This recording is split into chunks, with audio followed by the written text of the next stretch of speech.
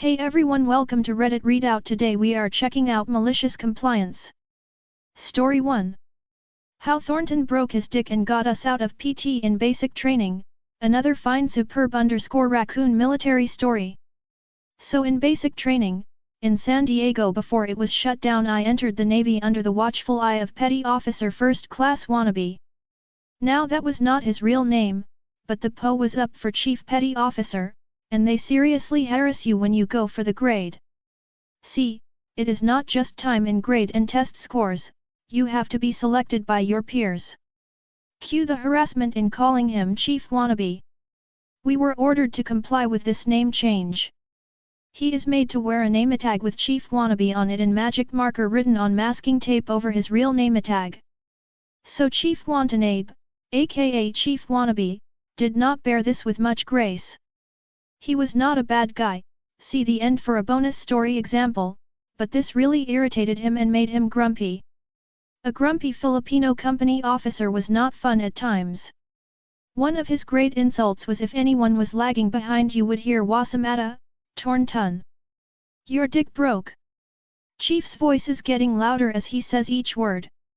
Seaman Thornton. I mean Seaman Thornton, was the target of Wannabe's ire as he was a slow dude. From West Virginia, he was the one guy that could not walk in time with the rest of group. Tall and gangling, he was just clumsy as hell. So later in the basic training cycle the CO and XO get to go home at night and we take care of ourselves. Thornton is in his bed, grabbing his nuts and moaning. He managed to rack them pretty good on the obstacle course the previous day or so ago on something and was now in considerable pain. I should go to the infirmary. He groaned. We weren't sure what to do. It was lights out. Us squad leads got our heads together. We would send the squad XO with him to make sure it was okay. They left. Never came back from the infirmary till morning. Thornton had an infection in his ballsack. It was swollen like a grapefruit, okay, more like an orange. He was on strong antibiotics and painkillers and no PT or other physical exertion. And one more thing. His balls were in a sling. Kinda like a jockstrap, but it had this hole for his dick so he could piss without taking it off. Funniest fucking thing fucking ever. He stood up on the table and proudly proclaimed, "Look guys, my dick is broke." In the chief's strong accent. Chief comes in later to do our morning PT. Thornton heads outside where we are assembling in front of the old concrete laundry tables where in the past, recruits had to scrub their clothes. Thank God they just send them to the central laundry by the time I am in the Navy. Chief is short, so he climbs up on one to address us as always and notices Thornton sitting on the bench, meaning he can't participate in PT. "Thornton, you summa bitch, wasamata with you? Your dick broke." Thornton stands up to attention. "Sir, yes, sir." "Thornton, it is too early for your shit this morning. I am gonna make them do double if you are fucking with me, Thornton." "Sir, my dick is broke, sir." Chief Wannabe's eyes narrow and his voices gets really quiet. "Let me see, Thornton, let me see your broken dick chit." Chit meaning the paperwork excusing him from PT, not him saying shit with an accent. Cue malicious compliance. Thornton drops his PT shorts, exposing his broken dick in a sling to all the world, and Chief Wannabe eyes bug out. Then his eyebrows knit together in anger. Hands come up to cover his face in a double face palm. He is so mad he is shaking, and has to sit down. Wait, is he laughing? Yes he is. The sound is jarring. Unreal. Impossible. Thornton. 20 years in the Navy and that is the first honest-to-God broke dick I have ever seen. Everybody fucking inside on earthquake watch until I say so. Earthquake watch is where we all lie down on the floor, get real quiet and listen for earthquakes, in other words a little extra shut-eye. Meanwhile Chief Wannabe is outside laughing his ass off telling the other CO/XOs about the broke dick. No MC here, so here it is at the end. Mentioned Chief is up for E7, and Thornton can't march worth shit. So our field parade practical is up. We pass with a 97 or above and we get a little gold patch for our company standard if my memory serves correctly. Ain't gonna happen with Thornton in the group and we know it. But Chief has a plan. Thornton, get up here. He says as we form up to head over for the practical. Sir, yes sir, Seaman Thornton reporting as ordered, sir. Shit. Now even he is saying it. Relax son. You got a slight limp there Thornton, you sure you don't need to go to the infirmary? Gonna be a lot of marching out there, son. This should be a clue. It is not. Thornton is not the smartest guy. Sir, I am fine. Ow. As Chief Wannabe steps on Thornton's foot. Infirmary, Thornton, that is an order. Thornton limps off to the infirmary, we go out and score 100%. Chief Wannabe is practically beaming because this checks off the last box on his list for E7. Sure, it is bullshit, but this is part of the hazing for him. We get back, Thornton is in PT gear now, back from the infirmary, Chief tells us to change too, he has some extra special PT after that pathetic showing out on the field. We don't know our score. We thought we did good. I mean he looked happy, did we fuck something up? We change, he orders us to form a line along the tables in the middle of the room. XO comes in with some guys carrying bags of fucking McDonald's. Chief bought us all, out of his pocket, Big Macs, with large fries and large Cokes. After weeks eating mess hall chow and being hungry all the time, it is like fucking nirvana. And his tag now says Chief Watanabe. Story 2. Oh, it not that hard to give a survey, okay kind sir, then show me how it's done. On mobile, so forgive for some of the formatting. However, I read a story that reminded me of a job that I had almost 10 years ago. I used to be the guardian or conservative representative of 20 adults with developmental and intellectual disabilities. The highest IQ that I had in the group was about 65. Most of my clients were nonverbal, and if they could speak, it was very rudimentary language. My main job was to ensure my clients' safety, ensuring they were getting the appropriate services, and that they weren't being abused. Then came a message that stated that some government bureaucrat decided that we needed to term men whether or not clients were feeling as though they were getting the appropriate services they need. Mind you, my clients couldn't speak, and if they did, it was like talking to a toddler. I had received the survey, I didn't understand half of the questions in the survey. So this bureaucrat held a presentation stating why this thing was important and how it would be beneficial. I said there is no way that any of my clients can do this, and his response, so it's not that hard, just try to explain the questions to them. Cue malicious compliance. I warned my boss via text message what I was about to do.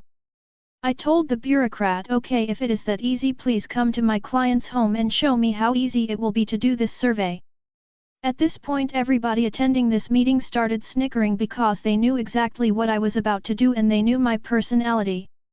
So the bureaucrat agreed to meet up with me 3 days later at my client's house or group home, whichever you want to call it. Mind you, the client's house that I met up with this bureaucrat is completely nonverbal, had a feeding tube, was in a wheelchair, and wore diapers. The only sounds from this client were vocalizations that were more of that of a newborn infant, but after many years you start to understand what this client wanted. I had prepared her care staff, and the care staff actually prepared popcorn because they knew exactly how this would turn out.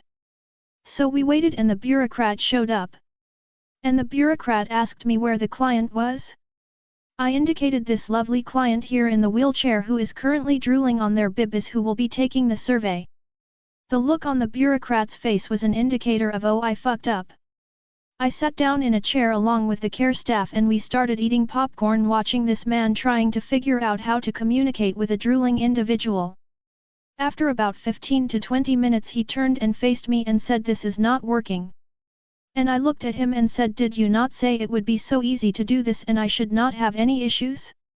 So please, I am waiting for your demonstration to show me how easy it is to complete the survey.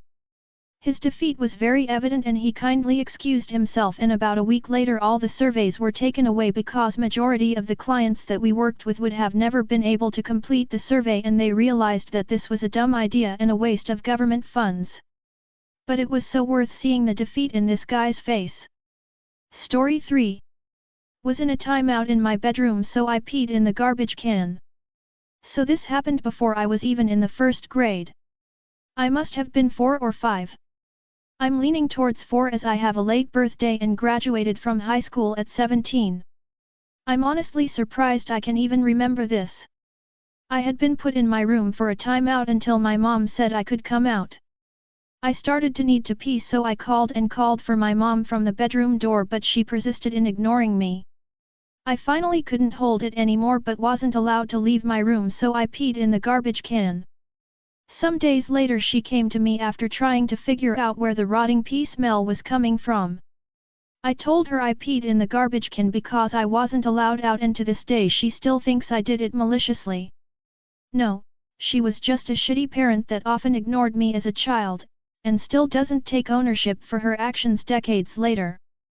Story 4. It's a very small thing but it's making me smile. One of our trucks was financed through Ally. We've been paying extra every month since we bought it. Not much, but a little. A month or so ago the payment was delayed. Mailed it on time but it didn't get there and get processed fast enough, so they started calling and harassing our office staff, this despite the fact that we were actually well ahead on what we owed. This month they sent me a bill, like they do every month, but this month the amount due is $0. I'm sending them a check for $0.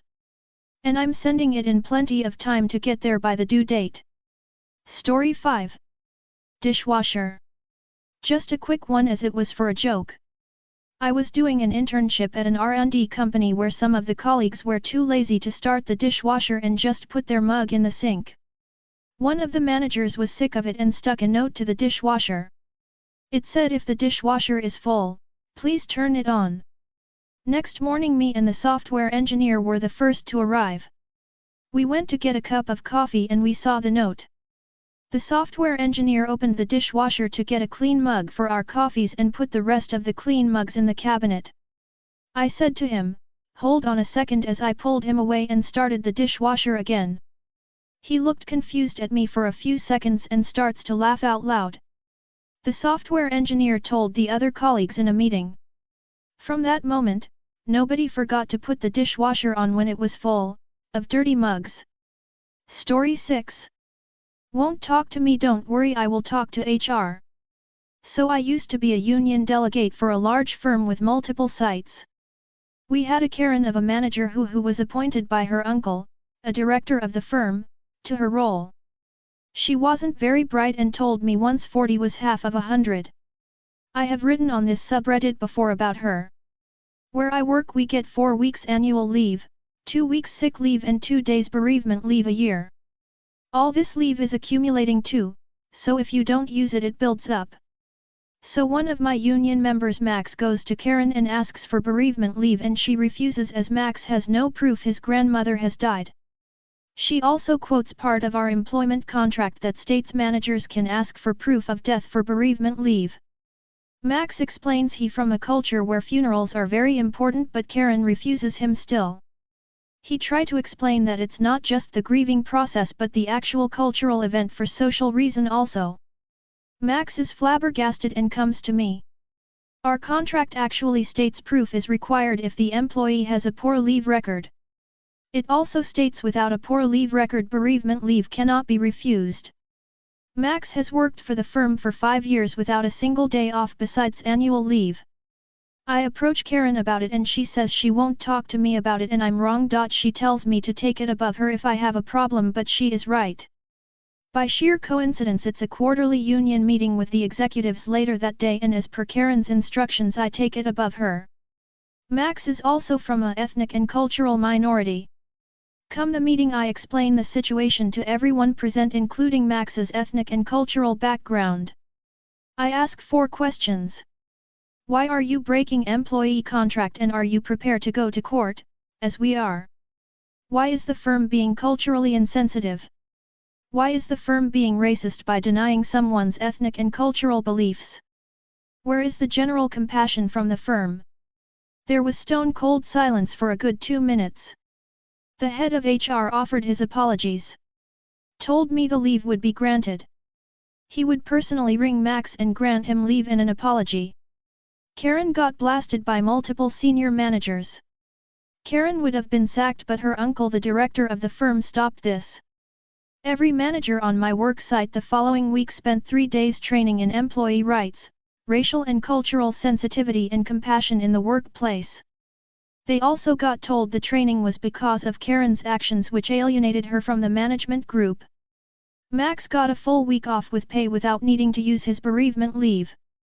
Also sorry for typos etc. as written on a phone. That's all for today. Please don't forget to like and subscribe.